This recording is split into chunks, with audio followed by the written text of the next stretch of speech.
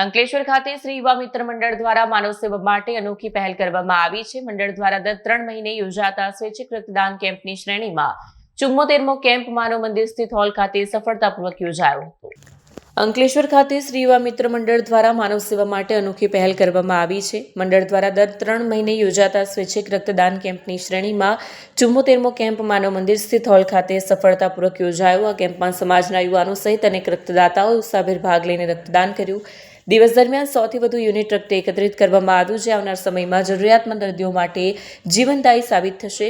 Camp દરમિયાન મંડળના આગેવાનો અને સભ્યો સક્રિય રીતે હાજર રહ્યા। આ કેમ્પ માનવતા માટે એક પ્રેરણાદાયી પહેલ સાબિત થયો હતો।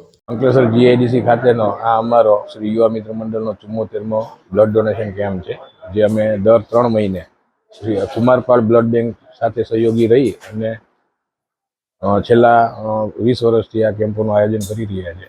આના સિવાય અમારા શ્રી યુવા મિત્ર મંડળ દ્વારા ઘણી બધી સેવાકીય પ્રવૃત્તિઓ, જેમાં કે નવરાત્રિ છે, અમારી કાપડ સૌભાઈની ચાલે છે, ચોપડા વિતરણ, આવી ઘણી બધી પ્રવૃત્તિઓ અમે વારંવાર કરતા રહીએ છીએ।